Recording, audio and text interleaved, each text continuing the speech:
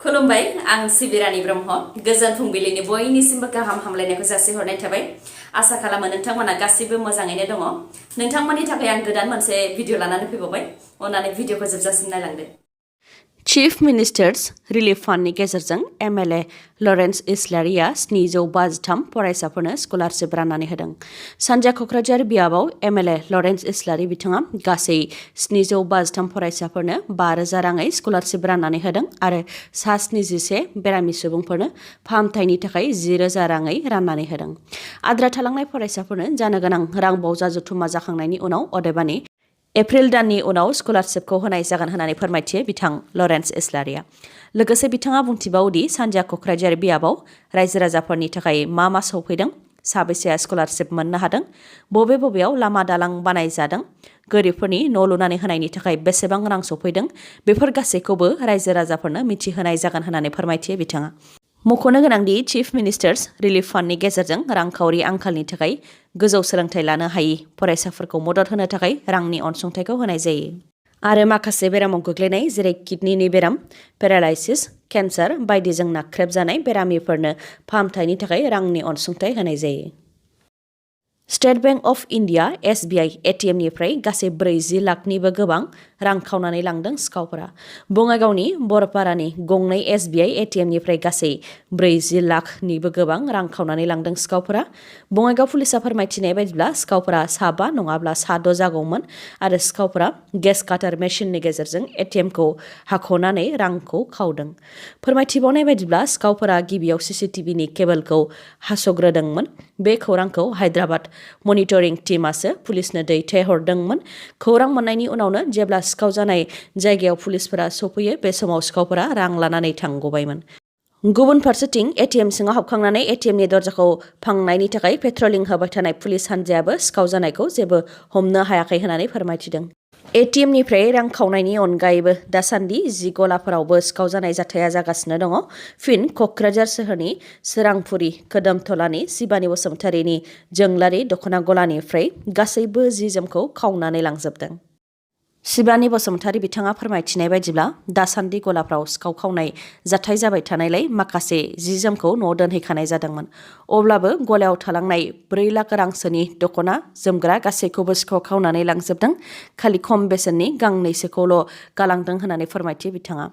जाथाय जानायनि सायाव फोरमायथिबावनाय बायदिब्ला गलायाव बेबायदि खावनाय जाथाया जाफ्लेबाय थानायखौ लानानै पुलिसनो एफआइआरबो होनाय जादोंमोन अब्लाबो पुलिसा राहा लायाखै। बेनिखायनो BTC सोरखारखौ मदद होनो थाखाय खावलायदों जाहाथे पुलिसफोरा सिखाव खावनाय जाथाय जानायनि सायाव राहा लायो। बेनि अनगायैबो जायनाखि बिथांमोनहा दख'ना गला होनानै न'खरखौ बेङोमोन बेनि थाखायनो सोरखारनिफ्राय रांनि मदद मोनोब्ला गाहाम जागौ होननानैबो फोरमायथियो बिथांमोनहा। 15 निफ्राय 18 बोसोर बैसोनि फरायसाफोरनो कभिड-19 भेक्सिननि गिबि द'ज होनाया मैयानिफ्राय जागायबाय। फैगौ 9 जानुवारिसिमनि गेजेरावनो कभिड-19 भेक्सिननि गिबि द'ज होनायखौ रायजोआव फोजोबनो थांखि लादों रायजो सोरखारा। आसामनि दाब फरायसालिफोराव 15 निफ्राय 18 बोसोर बैसोनि लाइमोनफोरखौ कभिड-19 भेक्सिन होनाय हाबाफारिखौ बेखेवनानै होनाय बायदियैनो क'क्राझार बिगियान फरायसालिमानि अडिट'रियाम हलाव कभिड-19 भेक्सिन होनाय हाबाफारिखौ BTCनि गाहाय प्रमद बर' बिथाङा बेखेवनानै होदों। बे हाबाफारियाव BTCनि सावस्रि बिफाननि EM अरप कुमार दे बिथाङाबो बाहागो लादोंमोन। बे बेखेवनाय हाबाफारियाव बाहागो लानानै बिथांमोनहा बुंथिदों दि क'क्राझाराव 50,000 फरायसाफोरनो कभिड-19 भेक्सिन होनाय जागोन। 15 निफ्राय 18 बोसोर बैसोनि फरायसाफोरनि अनगायैबो बे बैसोनि लाइमोनफोरनो भेक्सिन होनो थाखायबो गावबुरा आरो आसाफोरनि मददजों फारिलाइ दिहुननानै भेक्सिन होनायनि काउन्टार बानायनानै भेक्सिन होनाय जागोन होननानै फोरमायथिदों बिथाङा। सोलोंथाइ बिफाननि मन्थ्रि डक्टर रनज पेगु बिथाङाबो नगावआव भेक्सिन होनाय हाबाफारिखौ बेखेवनानै गासैखौबो भेक्सिन थुजाफैनो थाखाय खावलायहरदों। लोगोसे बुंथिबावदों दि फेब्रुवारि दानावनो कभिड-19 नि मोननै द'ज कभिड-19 भेक्सिनखौबो होनाय जागोन जाहाथे मार्च दानाव मेट्रिक आरो हायार सेकेन्डारि जोबथा आनजादखौ खुंनो हायो होननानै फोरमायथियो बिथाङा। गाव-गावनि मुलाम्फानि थाखाय राजखान्थि खालामनाय एबा कमार्शियेल पलिटिक्सखौ एंगारनानै बर' हारिनि थाखाय गासैबो दैदेनगिरिफोरखौनो खौसे जानो थाखाय खावलायदों बड' Kachari welfare autonomous council BKWAC नि गाहाय मिहिनेश्वर बसुमतारी बिथाङा। बिटिआर गोरोबथाया 2 बोसोर जानायनि लामायाव फैगौ 27 जानुवारियावनो बिटिआर गोरोबथाया 2 बोसोर आबुं जागोन। नाथाय बिटिआर गोरोबथानि दफाफ्रा जेरैबायदि मावफुंजानांगौमोन बेबायदि जायाखै होननानै बुंथियो मिहिनेश्वर बसुमतारी बिथाङा। बिटिआर गोरोबथानि दफा जेरै रिहेबिलिटेसननि खामानियाबो जोबाखै नाजागासिनोसो दङ इनफ्रास्ट्राक्चार डेभेलपमेन्टनि जि पेकेज बेनि खामानियाबो जायाखै बेनिख्रुइबो गोनांसिन बिटिआरनि गामि दाजाबनाय दानख'नाय बेफोर दासिमबो जायाखै होननानै बुंथियो बिथाङा आरो बेफोर खामानिया COVID-19नि थासारिजों लोगोसे जोंनि राजखान्थि दैदेनगिरिफोर आरो माहारियारि आफादफोरा खौसेथि गैयैनि थाखायनो आरो सोरखारजों आलदा आलदायै सावरायनायनि थाखायनो जानो हागौ होननानै बुंथियो बिथाङा जोंनि गासैबो दैदेनगिरिफोरानो खौसेथि जायोब्ला आरो इउनाइटेड पलिटिकेल स्ट्रागल एबा खौसेथि राजखान्थियारि सोमावसारनाय लाबोनो हायोब्लानो बर'फोरखौ रावबो फेजेननो हानाय नङा होननानैबो बुंथिबावो बिथाङा लोगोसे बिथाङा बुंथिबावोदि जोंनि गोबां बियाबफोरावनो बर' भटार्सफोरानो डिसाइडिं फेक्टर एबा सोर देरहागोन बेखौ बर' भटार्सफोरानो सायख'यो नाथाय जोंनि गेजेराव खौसेथि गैया भारतआव उदांस्रि मोननायनि उननिफ्रायनो जेब्लानिफ्राय बिसायख'थि खुंजादों अब्लानिफ्राय क'क्राझार लकसभा बियाबाव बर'फोरा देरहाबोबाय थादोंमोन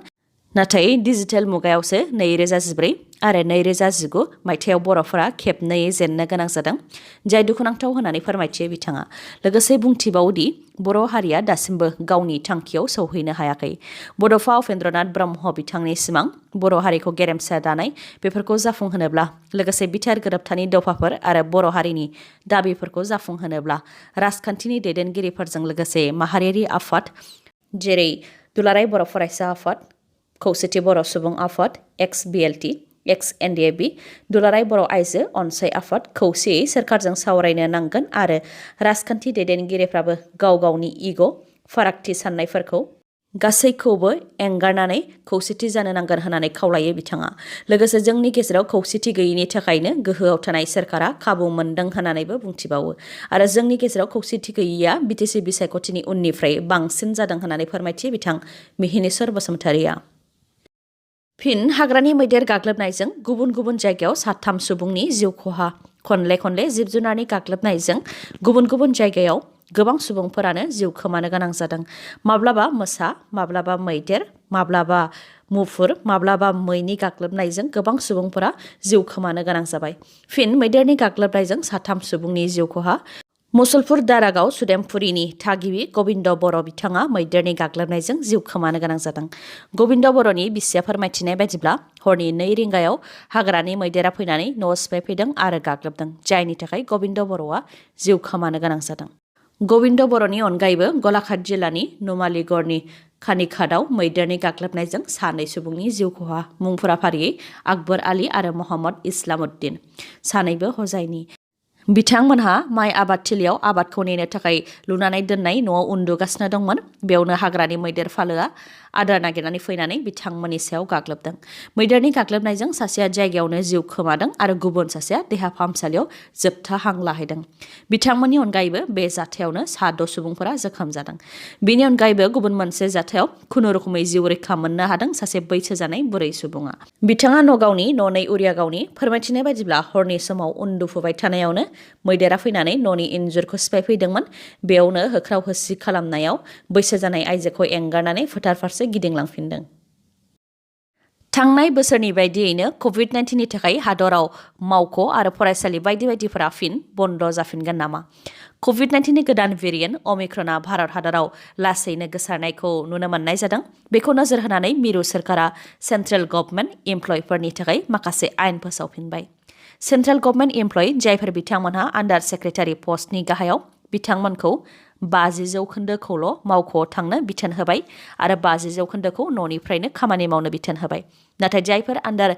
सेक्रेटारि पस्ट एबा बेनि देरसिन पस्टनि बिथांमोनहा सानफ्रामबो मावख'आव थांनो नांगोन बेनि अनगायैबो गोर्बोआव गोनां आइजोफोर आरो देहायारि गेबें नङै मावख'गिरिफोरखौबो मावख'आव थांनो गोनांथि गैला होननानै फोसावबाय बिथांमोनहाबो न'आव थानानैनो खामानिखौ मावनो हागोन जायफोर 50% मावख'गिरिफोरा न'आव थानानै खामानि मावगोन बिथांमोनखौ जेब्लाबो फन आरो इमेलाव एक्टिभ जानानै थानो थाखायबो खावलायदों बेनि अनगायैबो कन्टेनमेन्ट जनाव थानाय अफिसारफोर आरो स्टाफफोराबो अफिसाव थांनो गोनांथि गैला फिन खेबसेबाव रोखा खालामबावनो बे आयेना खालि सेन्ट्रेल गभर्नमेन्ट एमप्लयिफोरनि थाखायल' स्टेट गभर्नमेन्ट एमप्लयिफोरनि थाखाय रायजो सोरखारा बेबायदि जेबो आयेन फोसावथ'वाखै जेब्लानिफ्राय डक्टर हेमन्त बिश्व शर्मा बिथाङा आसामनि गिबि मन्थ्रि जादों गोबां सुबुंफोरानो एनकाउन्टार खालामजादों पुलिसनि एनकाउन्टारजों गोबाङानो जिउ खोमानो गोनां जादों आरो खायसेया जोखोम जानो गोनां जादों जेरै उदखारिनि मुं होनानै जोंसार आरो जनक बिथांमोनखौ एनकाउन्टार खालामनाय जादोंमोन बावैसो सिगांबो दंफां दाननायनि मुङाव सासे बर' सुबुंखौबो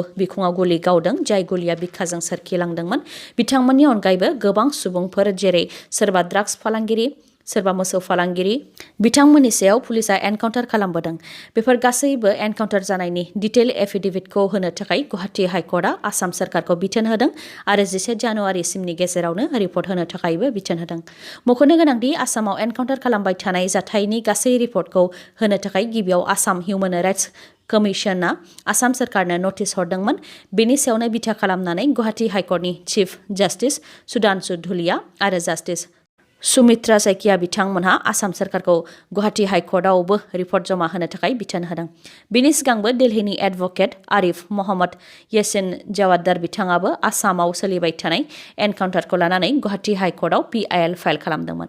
PILआव बिथाङा लिरदों दि एनकाउन्टार खालामनायनि उनाव आसाम पुलिसा मोनसेल' जाहोन होयो, पुलिसनि पिस्तल सेख'नानै खारनो नाजानायावनो रैखाथिनि थाखाय गुलि गावनो गोनां जादों। बेफोर गासैनिबो रिपर्ट बिनानैनो बिथाङाबो PIL फाइल खालामदोंमोन। मख'नो गोनांदि रायजोआव बेबायदि एनकाउन्टार खालामनाया थांनाय मे दाननिफ्राय जागायजेनदों होननानैबो फोरमायथियो बिथांमोनहा। दिनैनि भिडिअआ एसेनोसै। नोंथांमोना जुदि भिडिअखौ मोजां मोनदोंबा लाइक, कमेन्ट आरो शेयार खालामनो दाबाव। गोजोन्थों।